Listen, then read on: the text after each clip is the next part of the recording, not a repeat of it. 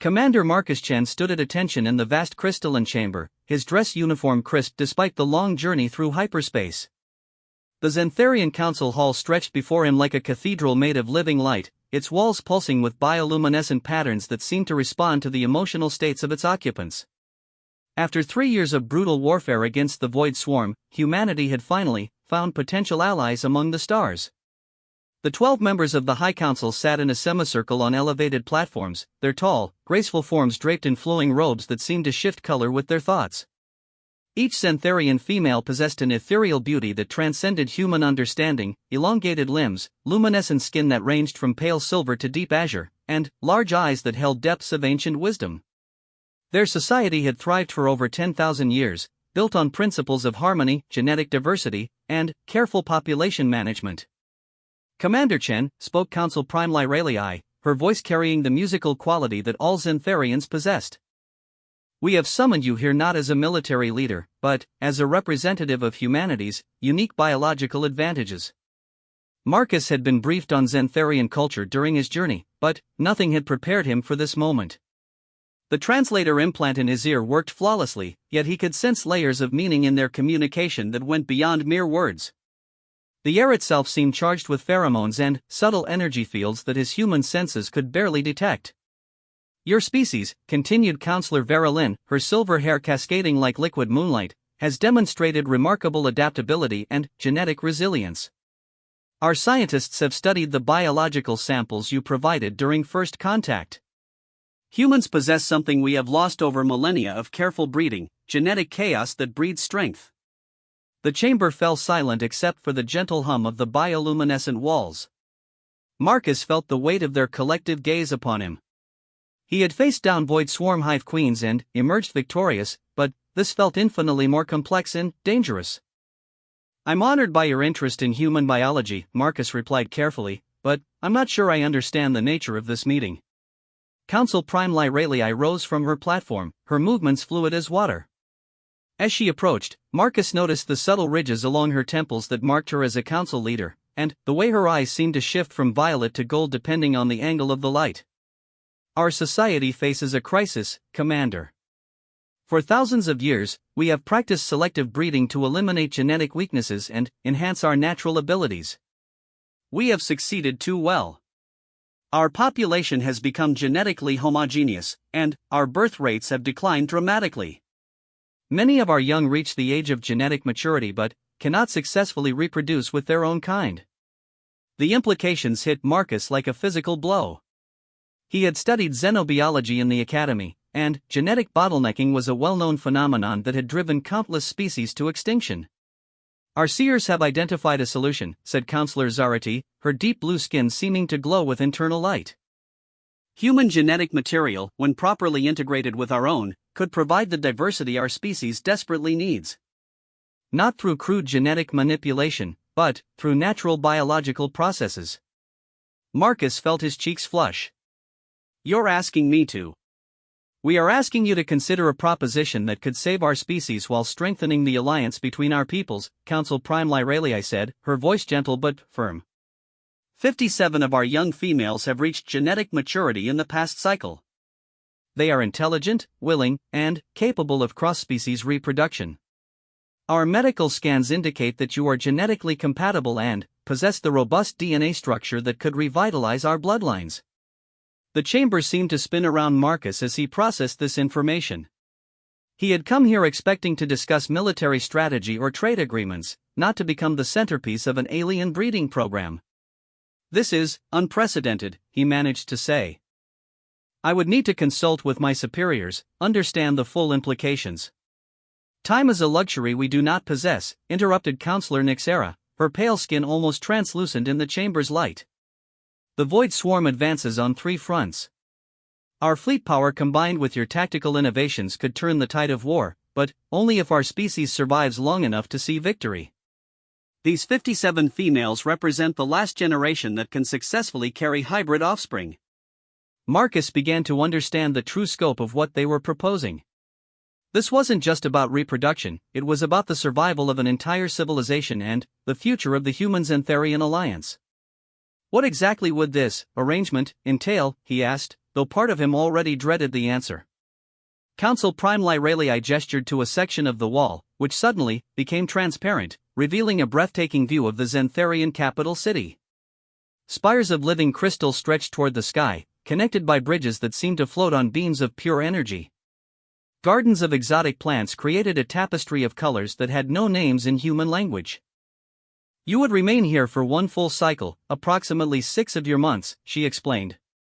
During this time, you would be paired with each female in turn, allowing for optimal genetic compatibility assessment and successful conception. Our medical technology ensures the process would be safe for all parties involved. The offspring would be raised with full honors in our society, and you would be granted the status of genetic benefactor, one of the highest honors we can bestow. Marcus walked to the transparent wall, looking out at the alien city below. Somewhere down there, 57 young women, beings who were both utterly foreign and strangely familiar, waited for his decision. The weight of 2 species' futures rested on his shoulders. I need to understand more about your society, your customs, he said finally. If I'm to consider this, I need to know what I'm truly agreeing to. Counselor Verilyn stepped forward, her expression showing what Marcus thought might be relief. We had hoped you would approach this with wisdom rather than mere instinct. Tomorrow, you will be introduced to our cultural liaisons and begin learning about Xantharian courtship customs.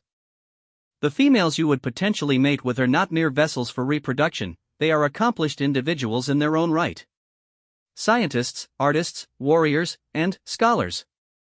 Each pairing would be as much about intellectual and emotional compatibility as genetic benefit. The idea began to seem less clinical and more human, ironically. Marcus had always believed that the most important battles weren't won with weapons, but with understanding and sacrifice. What guarantees do I have regarding the children, he asked. Will they know their human heritage? They will be raised to honor both bloodlines, Council Prime Lyralii assured him. Human culture and values will be preserved alongside our own. These children will be the bridge between our species, the living embodiment of our alliance. As the artificial day cycle began to fade outside the crystal walls, Marcus felt the magnitude of the moment settling upon him. He had volunteered for dangerous missions before, but this was unlike anything in human military history. I'll need to send a message to Earth Command, he said. They need to be aware of this proposal. Of course, agreed the Council Prime. But, understand, Commander, that each day of delay reduces the chance of successful conception for some of our females. Time is as much an enemy as the Void Swarm. Marcus nodded, his mind already racing with the implications of what he might be agreeing to. As he was escorted to his quarters in the diplomatic wing of the Crystal City, he couldn't help but wonder if this was how history's greatest turning points always felt, like standing at the edge of an abyss, unsure whether the next step would lead to salvation or destruction. The fate of 2 species hung in the balance, and, somehow, the choice had fallen to him.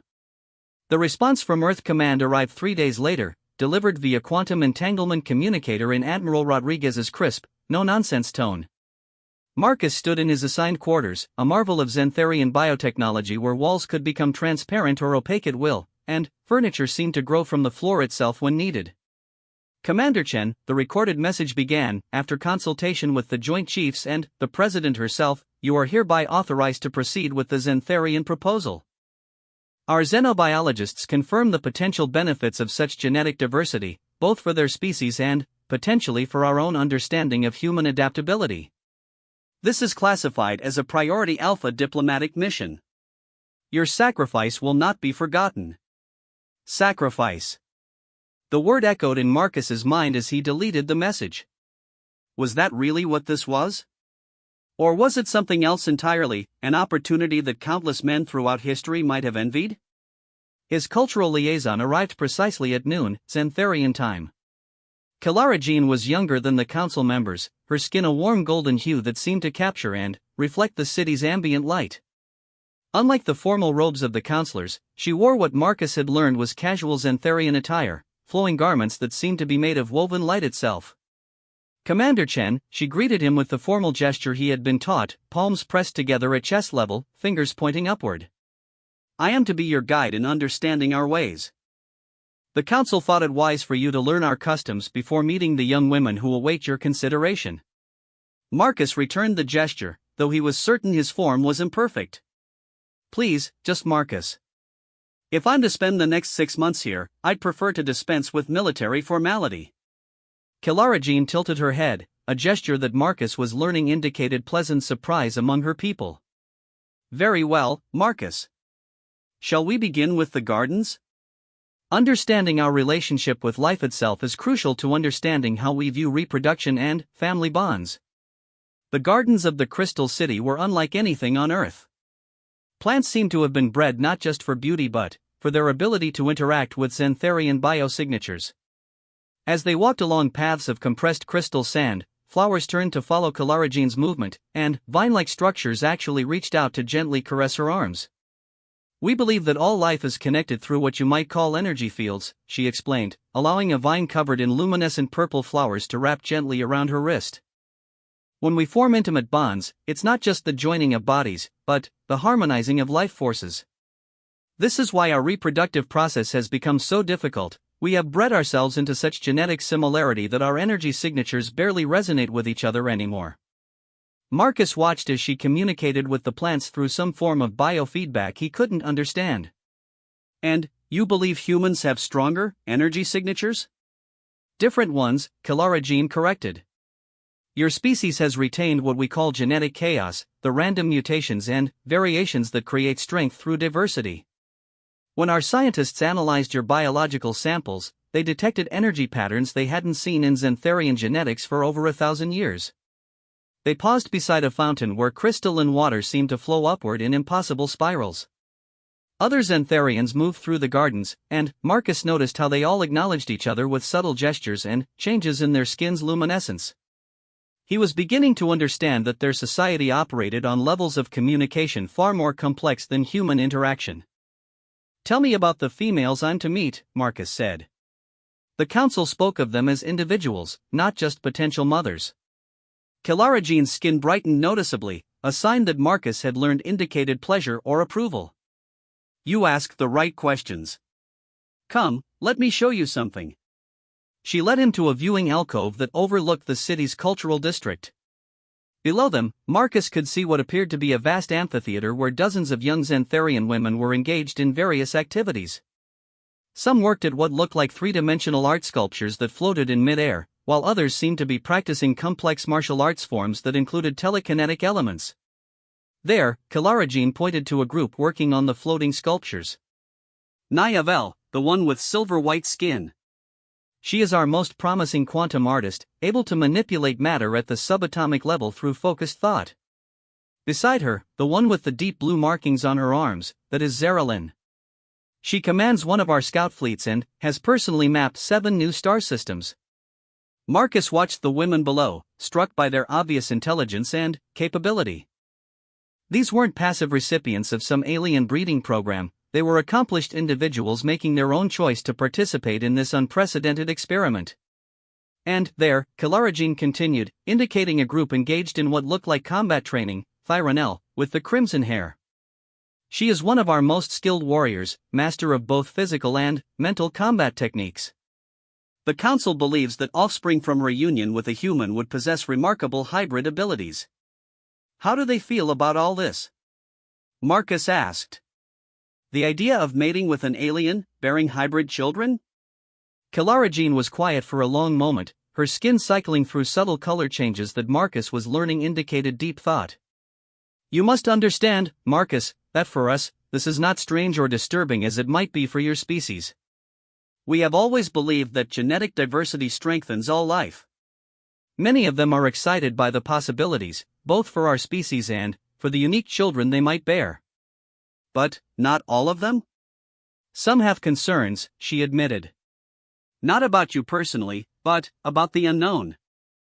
Human genetics are so different from ours that we cannot predict exactly what traits the children will inherit. Some fear that the offspring might be too different to integrate into Xantharian society, while others worry they might be too similar to provide the genetic diversity we need. Marcus appreciated her honesty. When do I meet them? Tonight, there will be a formal gathering. Not a mating ceremony, she added quickly, seeing his expression. Think of it as a social introduction. You will have the chance to speak with each of them, to begin understanding their personalities and interests. Our belief is that successful reproduction requires harmony of mind and spirit as well as body. That evening, Marcus found himself in a circular chamber whose walls showed a three-dimensional display of the galaxy, with Xantharian and human territories marked in different colors. The 57 women entered in small groups, and Marcus was immediately struck by the incredible diversity among them. Their skin tones ranged from pale silver to deep purple, their hair colors included shades that had no equivalent in human genetics, and their bearing showed everything from scholarly reserve to warrior confidence. The formal introductions began with Nyavel, the quantum artist. Up close, Marcus could see that her silver-white skin contained subtle patterns that seemed to shift and flow like liquid metal. Her eyes held an intensity that reminded him of the most dedicated scientists he had known. Commander Marcus, she said in lightly accented but perfect English, I have studied human art forms in preparation for this meeting. Your species' ability to create beauty without genetic predisposition for it is fascinating. I believe our children might possess unprecedented creative abilities. Each introduction revealed new aspects of Xantharian society. Zeralin, the fleet commander, discussed stellar navigation techniques with the casual expertise of someone who had spent years among the stars. Fyronel demonstrated a fighting move that involved manipulating gravitational fields with her bare hands, then laughed with genuine delight when Marcus showed her a human combat technique she had never seen. What struck Marcus most was their intelligence and independence. These women weren't desperate or coerced, they were making calculated decisions about their reproductive futures based on careful consideration of genetic benefits and personal compatibility. We have one question for you, said Lisa T., a young woman whose deep green skin was marked with intricate patterns that indicated her status as a genetic counselor. Human reproduction involves strong emotional bonds, what you call love. Our species has moved beyond such primitive emotional attachments in favor of logical genetic pairing. How do you propose we bridge this difference? Marcus considered the question carefully. Around him, 57 pairs of alien eyes watched his face, waiting for an answer that might determine the future of their species. Love, he said finally, isn't primitive. It's evolution's way of ensuring that parents will sacrifice everything for their children's welfare. If we're going to create hybrid offspring, they'll need parents who will fight for them, protect them, and help them navigate between two very different worlds. Logic can determine genetic compatibility, but love will determine whether these children thrive or merely survive. The chamber fell silent, and Marcus wondered if he had somehow offended them. Then, Nyavel stepped forward, her skin brightening with what he now recognized as approval. Perhaps, she said softly, human genetic chaos includes emotional wisdom we have forgotten. I believe this experiment will benefit us in ways we have not yet imagined. As the formal meeting concluded, Marcus realized that his understanding of the situation had completely changed. This wasn't about him servicing an alien breeding program, it was about creating a new form of life that might be stronger and more adaptable than either parent species. The responsibility was enormous, but so was the potential. The first pairing was scheduled for the following evening, and Marcus found himself both terrified and oddly honored by what lay ahead. 6 months later, Marcus stood once again in the council chamber, but everything had changed. His reflection in the crystal wall showed a man transformed, not just physically, though Xantharian nutrition and medical care had enhanced his health beyond anything he had experienced, but emotionally and mentally. The weight of what he had accomplished, and what he had learned, showed in his eyes. The first successful conception had occurred with Nyavel, the quantum artist. Their connection had been immediate and intense, not just the physical joining that the council had envisioned, but a genuine meeting of minds. She had shown him how to perceive quantum fluctuations through meditation techniques, while he had taught her about human creativity born from limitation and struggle. Their child, developing in the specialized biochambers that Xantharian technology provided, already showed unprecedented genetic markers. The results exceed our most optimistic projections, reported Chief Medical Counselor Vera Lynn, her skin practically glowing with excitement. 43 successful conceptions from 57 pairings. The hybrid genetics are stable, but, more importantly, they demonstrate capabilities that neither parent species possesses alone. Marcus's mind drifted to the past months, not the clinical breeding program he had initially feared, but a journey of discovery unlike anything in human experience. Each pairing had been unique, based on careful compatibility assessment and genuine mutual interest. Zaralyn, the fleet commander, had become not just a mate but a strategic planning partner, teaching him Xantharian space navigation techniques while learning human tactical improvisation. Their child showed early brain development patterns that suggested enhanced spatial reasoning abilities. Fyronel, the warrior, had challenged him to master Xantharian combat techniques while she learned human martial arts. Their sessions had been as much intellectual exercise as physical challenge, and their eventual union had felt like the natural culmination of weeks of mutual respect and growing attraction. The genetic scans of their developing child indicated enhanced physical coordination and reflexes that combined the best of both species. Commander Chen, Council Prime Lyraliai's voice brought him back to the present. Your contributions to our society have gone far beyond genetic donation. The cultural exchange protocols you've helped develop have revolutionized our understanding of human civilization. Our young women speak of learning not just about reproduction, but about human concepts of individual determination, creative problem-solving, and emotional resilience. Marcus thought about Lisa T., the genetic counselor who had questioned him about human emotional bonds. Their pairing had been the most intellectually intense, long discussions about the philosophy of genetics, the ethics of guided evolution, and the future of hybrid societies. She had taught him to understand Xantharian genetic memory, while he had shown her how human emotional bonds could enhance rather than hinder logical decision-making. The children will need both cultures, Marcus said. They're going to be something entirely new, not human, not Xantharian, but a bridge between worlds. They'll face challenges we can't even imagine yet. Which is why we have made a decision, announced Counselor Zarati. Her deep blue skin showed patterns of formal determination. We are establishing a new educational facility dedicated specifically to raising and training the hybrid children. It will combine human and Xantharian educational philosophies, with faculty from both species. Marcus felt a surge of relief and pride. One of his greatest concerns had been whether the children would be truly accepted or treated as exotic experiments. And my role going forward? You will remain as Cultural Integration Advisor, Council Prime Lyraliai said. If you choose to accept, of course. Your insights have proven invaluable, and the mothers of your children have specifically requested your continued involvement in their upbringing. The offer was tempting, but Marcus knew he had obligations beyond this world. The war against the Void Swarm continues. Earth needs experienced commanders. Actually, Counselor Nixera spoke for the first time since he had entered the chamber. We have a proposal that addresses both needs. The hybrid children will require protection as they grow, and the Void Swarm represents a threat to both our species. We propose a joint military command structure, with you as liaison between human and Xantharian forces. You would spend time both here and with the human fleet.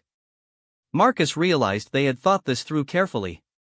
The children would need a father figure who understood both cultures, and the alliance between their species would require commanders who truly comprehended both military philosophies. There's something else, said Chief Medical Counselor Zaralyn. The genetic analysis has revealed something unexpected. The hybrid children appear to have inherited enhanced resistance to Void Swarm bioweapons. Their immune systems combine human adaptability with Xantharian energy manipulation in ways that make them nearly immune to the parasitic attacks that have devastated both our species. This was new information, and Marcus felt its implications hit him like a physical blow. You're saying the children might be the key to winning the war? Not the key, Council Prime Lyraliai corrected. But a significant advantage. Their unique genetics might allow them to operate in environments where pure humans or Xantharians would be quickly corrupted by Void Swarm influence. Marcus thought about the 43 children developing in biochambers throughout the Crystal City, each one a unique combination of human and Xantharian genetics. They weren't weapons to be used, but they might be the future that both species needed. A soft chime indicated an incoming communication, and the chamber's walls shifted to show a three-dimensional image of Admiral Rodriguez on Earth. Her expression was grim. Commander Chen, we've received the preliminary reports on the hybrid offspring. Congratulations on the successful mission. However, I need to inform you that the Void Swarm has launched a major offensive against the Rigel colonies. We need our best commanders in the field. Marcus looked around the chamber at the Xantharian council members who had become not just allies but friends. Then, his mind turned to the developing children who carried his genetic legacy and the hopes of two species. Admiral, he said finally, I'll be returning to active duty, but with a new mission profile. I'm requesting permission to establish a joint human-Xantharian tactical unit. We have new capabilities that could change the course of the war. Explain. The hybrid children won't be ready for combat for years, but their existence proves that our species can successfully integrate at the deepest genetic level. The same principles that made the reproductive program successful can be applied to military cooperation. Combined human-Xantharian crews, shared technology, coordinated battle strategies that use the strengths of both species. Admiral Rodriguez's expression shifted from skeptical to interested. You're proposing integrated military units? I'm proposing the evolution of warfare itself, Marcus replied. The Void Swarm adapts by consuming and corrupting existing species. But they've never encountered a hybrid species that didn't exist in nature. Our combined capabilities might be exactly what we need to finally stop them. Council Prime Lyralii stepped forward. Admiral Rodriguez, the Xantharian High Council formally proposes a complete military integration protocol. Commander Chen has demonstrated that our species are compatible in ways we never imagined. If we can create new life together, we can certainly fight together more effectively than we ever could separately. The implications were staggering. Not just alliance, but true integration at every level: genetic, cultural, military. Marcus realized that what had started as a desperate attempt to save one species' genetics had evolved into something that might save both species entirely. There's one more thing, Marcus added, thinking of Niavel and the other mothers who were carrying his children. The hybrid offspring will need protection and guidance as they grow. I'm requesting assignment as permanent liaison between our species, with responsibilities for both the children's welfare and the military integration program. Admiral Rodriguez nodded slowly. Approved. Commander Chen, you're being promoted to the newly created rank of Integration Commander. Your mission is to oversee the development of human-Xantharian cooperation at all levels. Congratulations, and good luck. As the communication ended, Marcus felt the weight of enormous responsibility settling on his shoulders. 43 children would grow up calling him father, 2 species would look to him to help them work together, and, somewhere in the depths of space, an ancient enemy continued its relentless advance. But, for the first time since the war began, he felt genuinely hopeful. The future wouldn't belong to pure humans or pure Xantharians, it would belong to something new, something stronger, something that combined the best of both worlds. The hybrid children would grow up in a galaxy at war, but they would also grow up as living proof that different species could not just coexist, but create something beautiful together. They would be warriors and artists, scientists and explorers, carrying the dreams and determination of two worlds in their enhanced genetics. Marcus Chen had come to the Crystal City as a soldier following orders. He was leaving as a father, a diplomat, and, perhaps most importantly, as the architect of a new kind of civilization. The war against the Void Swarm would continue, but now it would be fought by forces that the enemy couldn't predict or counter. The age of hybrid evolution had begun, and Marcus would be there to guide it every step of the way. In the biochambers throughout the Crystal City, 43 children continued to develop, each one carrying the genetic legacy of 2 species and the hopes of entire civilizations. The future had never been more uncertain, but it had also never been more full of possibility.